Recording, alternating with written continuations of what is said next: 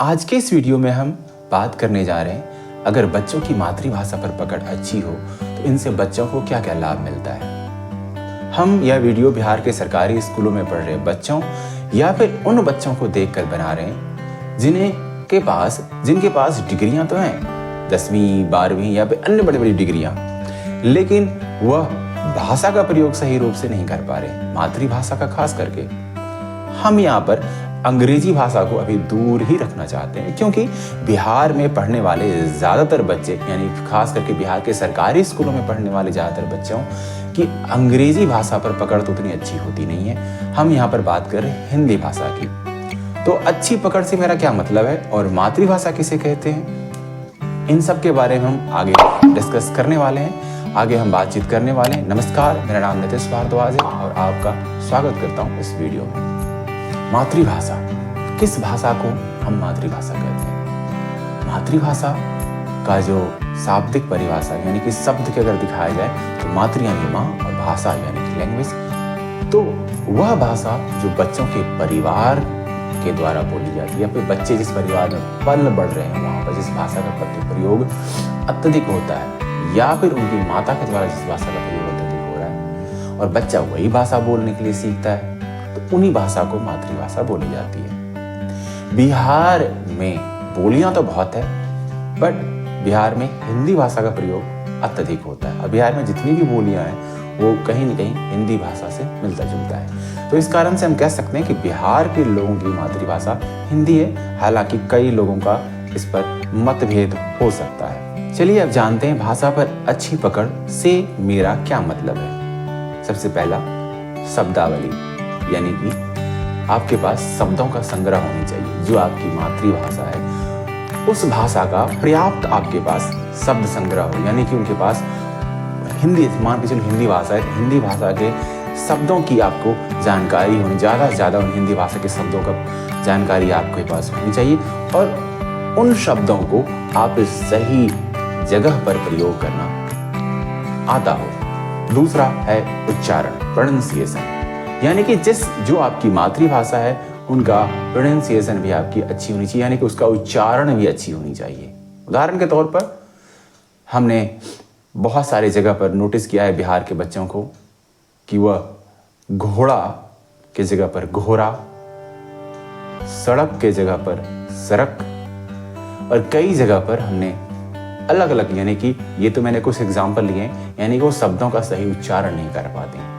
यानी कि भाषा पर अगर आपको पकड़ मजबूत करनी है तो आपके साथ शब्दावली तो होनी ही चाहिए, यानी कि शब्द संग्रह तो आपके पास ज़्यादा होनी चाहिए, साथ साथ में आपकी उच्चारण करने जो है, आपकी उच्चारण भी उस भाषा की बहुत ही अच्छी होनी चाहिए। तीसरा है पढ़ना, यानी कि जो आपकी मातृभाषा है उनसे संबंधित किताबों को अलग अलग विषय से संबंधित किताबों को आप आसानी से पढ़ सकें। अगर आप पढ़ सकते हैं इसका मतलब है आपकी मातृभाषा अच्छी है, पढ़ सकें और समझ सकें। अगला है लिखना और बोलना, यानी कि जो आपकी मातृभाषा है उसको आप अगर अच्छी तरीके से लिख पा रहे हैं, इसका मतलब है कि आपकी पकड़ अच्छी है उस भाषा की, मातृभाषा की। लिखना यानी सिर्फ लिखना नहीं, यानी कि आप उस भाषा का प्रयोग करते हुए आप लेटर लिख सकते हैं या फिर अपनी भावनाओं को आप शब्द दे सकते हैं, अपनी भावनाओं को आप लिख सकते हैं उन भाषा का प्रयोग करते हुए। बहुत सारे लोग ऐसे होते हैं जिन्हें बोलना तो आता है लेकिन उन्हें लिखना नहीं आता, यानी वो लिख नहीं पाते, अपनी भाषा को शब्द नहीं दे पाते, क्योंकि उनके पास शब्द नहीं होता, पर्याप्त मात्रा में शब्द नहीं होता है। इसका मतलब है कि आपकी अपनी भाषा यानी मातृभाषा पर उतनी पकड़ अच्छी नहीं। दूसरा, बोलना। बहुत सारे लोग होते हैं जो अपनी भाषा का प्रयोग करते हुए भी अपनी एक अंदर क्या उसकी फीलिंग चल रही है, उसके अंदर क्या विचार चल रहे हैं, क्या महसूस कर रहा है, वो पूर्ण रूप से उसे व्यक्त नहीं कर पाता है। इसका मतलब है कि आपकी भाषा पर पकड़ उतनी अच्छी नहीं। तो यानी कि आपकी भाषा पर पकड़ होने के लिए आपके उच्चारण अच्छे होनी चाहिए भाषा की, आपके पास उस भाषा के शब्द संग्रह अच्छे होने चाहिए, आप भाषा को पढ़ सकें अच्छे तरीके से, आप भाषा को लिख सकें और उन भाषा को प्रयोग करते हुए अपनी भावनाओं को, अपने जितने भी विचार हैं उनको अच्छे तरीके से व्यक्त कर सकें। अगर आप कर सकते हैं इसका मतलब आपकी भाषा पर पकड़ अच्छी है। भाषा पर पकड़ अगर अच्छी है तो उनसे बच्चों को क्या फायदा मिलेगा? सबसे पहला है क्लियर कम्युनिकेशन, यानी कि वह लोगों से अच्छी तरीके से बात कर पाएगा। अपनी बातों को अच्छी तरीके से रख पाएगा, चाहे वो बोलकर हो, लिख कर हो। यानी कि अगर उनकी भाषा पर ज्ञान पकड़ अच्छी है तो वो अपनी बातों को अच्छे से रख पाएगा, और वह भाषा पर पकड़ अच्छी है तो अपनी मातृभाषा में जितनी भी किताबें हों, चाहे वो लिटरेचर यानी कि साहित्य की किताबें हों, या फिर इतिहास यानी हिस्ट्री की किताबें हों, या फिर साइंस की किताबें हों, उसे पढ़ सकता है और उन्हें समझ सकता है। पढ़ना समझना अलग होता है। हमारे आसपास ऐसे बहुत सारे बच्चे हैं जो उनको किताबें दीजिए तो बहुत अच्छे तरीके से वो पढ़ लेते हैं, यानी कि उसे पेज 1 से लेकर जितने भी पेज हैं उसको रीडिंग करके ख़त्म कर देंगे, लेकिन उन्हें समझ में नहीं आती हमने क्या पढ़ा। पढ़ना आता है, समझना नहीं आता है। इसका मतलब है उनको भाषा की जो पकड़ उतनी अच्छी नहीं है, यानी कि वो सिर्फ रीड करना जानते हैं, पढ़ना जानते हैं, उन्हें समझ नहीं पाते। पढ़ना और समझना में अंतर होती है, यानी कि भाषा पे पकड़ अगर आपकी अच्छी होती है तो आप तरह तरह की किताबें पढ़ते हैं, और तरह तरह की किताबें यानी कि साहित्य किताबें पढ़ेंगे, इतिहास की किताबें पढ़ेंगे तो आपकी समझ विकसित होगी। आप यह जान पाएंगे, इतिहास को अगर अच्छी तरीके से समझ पाएंगे तो यह जान पाएंगे कि हमारे जो पूर्वज थे उन्होंने क्या गलती किया, हमें किन गलतियों को नहीं दोहराना है। साइंस अगर आपके पास किताब है तो साइंस को आप पढ़कर ये समझ सकते हैं कि दुनिया में क्या चल रही है, क्या नई चीज़ बन रहे हैं, क्या चीज़ हो रही है, क्या फिर हो सकती है। हालांकि ये सारी चीज़ें आप पढ़ते हैं, आपको टीचर पढ़ाते हैं, लेकिन जब आपको शिक्षक आपको पढ़ाते हैं, लेकिन अगर आपके पास भाषा का ज्ञान है, इन सारी चीज़ों को आप खुद से पढ़कर भी समझ सकते हैं। तरह तरह की किताबों को आप लाइब्रेरी में जाकर पढ़ सकते हैं। हालांकि लाइब्रेरी शब्द का प्रयोग आजकल लोग जिस लाइब्रेरी का प्रयोग करते हैं वहाँ पर वो खुद की किताबों को लेकर जाते हैं, पढ़ते हैं, वहाँ पर किताबें नहीं होती। आजकल एक बिजनेस चला हुआ है लाइब्रेरी, जहाँ पर लोग बच्चे रात को बैठते हैं, पढ़ते हैं, लेकिन वहाँ पर किताबें नहीं होती है। लेकिन लाइब्रेरी में अगर आप जाते हैं, तरह तरह की किताबों को वहाँ पर आप पढ़ सकते हैं, उन्हें आप समझ सकते हैं। इससे क्या होगा, आपको तरह तरह की सब्जेक्ट का, तरह तरह के विषय का ज्ञान होगा। इतिहास पढ़ेंगे तो आप अपनी हमारे जो पूर्वज ने क्या गलती की उनको आप समझ सकते हैं, विज्ञान को आप समझ सकते हैं। इनसे आपकी एक पर्सनालिटी यानी कि आपके व्यक्तित्व का विकास होगा। तो आपके व्यक्तित्व के विकास में योगदान किसने दिया? भाषा ने। क्योंकि आप जितनी किताबों को पढ़ेंगे उतना ज़्यादा आपको ज्ञान अर्जित होगी। किसी व्यक्ति ने कहा है कि अगर आप किसी व्यक्ति का किताब पढ़ते हैं, जिस किताब को उसे लिखने में 30 वर्ष लगे, 40 वर्ष लगे, एक किताब को लिखने में, एक किताब, हम किस किताब की बात कर रहे हैं? हम 9, 10, 11, 12 की किताबों की बात नहीं कर रहे, हम उन किताबों की बात कर रहे हैं जैसे कि इतिहास है। एक कभी कभार इतिहास की जो किताबें होती है उसमें 100 साल, 200 साल, 300 साल तक की बातों को समेटा गया रहता है।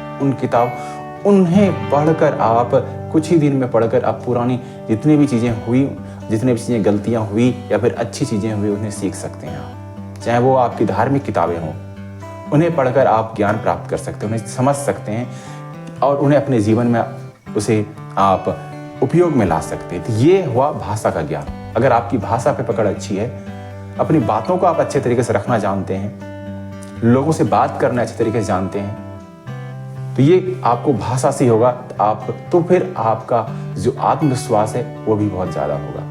यानी कि अगर आपकी भाषा पे पकड़ अच्छी है तो आपका आत्मविश्वास बहुत ही अच्छा रहेगा, यानी कॉन्फिडेंस लेवल आपका हाई रहेगा। और दूसरा होता है आपको कल्चरल, यानी कि आप अलग अलग संस्कृति के, अलग अलग धर्म के, अलग अलग संप्रदाय के लोगों के बारे में भी आप जान सकते हैं। अगर आपके पास भाषा है, अगर आप भाषा पे पकड़ अच्छी है, अगर आप किताबों को अच्छे तरीके से पढ़ सकते हैं, समझ सकते हैं, तो आप अलग अलग धर्म के बारे में जानते हैं, अलग अलग लोगों के बारे में पढ़ते हैं, समझते हैं। ये एक फायदा होता है। दूसरा एक फायदा है कि आप में जब आप नौकरी की तैयारी करते हैं, जब आप जॉब लेने की कोशिश करते हैं, तो वहाँ पर भी भाषा आपको बहुत ज़्यादा मदद करती है। हालांकि आजकल जो जिस तरह की हम नौकरी की तैयारी कर रहे हैं, वहाँ पर सिर्फ हम ज़्यादातर नौकरी की हम बात करें तो वहाँ पर अगर आपकी भाषा की पकड़ उतनी अच्छी ना भी हो, मैथ जानते हो, रीजनिंग जानते हो, तो आपको नौकरियाँ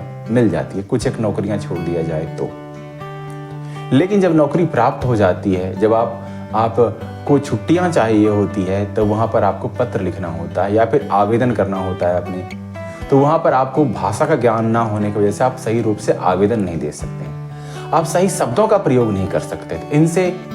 तो इसकी वजह से आपको आगे दिक्कत हो सकती है, आपको तरक्की मिलने में दिक्कत हो सकती है। और आखिरी है कि अगर आपको भाषा का मातृभाषा पर पकड़ अच्छी है, यानी कि भाषा पर पकड़ अच्छी है, तो आप में एक लीडरशिप की क्वालिटी यानी कि नेतृत्व करने की क्षमता आप में आती है। आप लोगों की अपनी बातों को लोगों तक अपनी बातों को पहुंचा सकते हैं, लोग को आप प्रोत्साहित कर सकते हैं, लोग को आप उत्साहित कर सकते हैं, लोगों को एक रास्ता दिखा सकते हैं। लेकिन इसके लिए आपके पास भाषा यानी कि मातृभाषा तो होनी चाहिए, बट जिस भाषा में आप बात करते हैं यानी कि मातृभाषा, या हिंदी हो या अंग्रेजी हो, उस भाषा के द्वारा ही आप लोगों को समझाएंगे। अतः हमें यह समझ में आया कि भाषा पर हमारी पकड़ बहुत अच्छी होनी चाहिए। तो उम्मीद करता हूं जो मैं समझाने की कोशिश कर रहा था आप समझें कि हमारे भाषा पर अगर पकड़ अच्छी होती तो हमें क्या फायदा मिलता है। चलिए, थैंक यू इस वीडियो को देखने के लिए। मिलते हैं किसी अन्य वीडियो।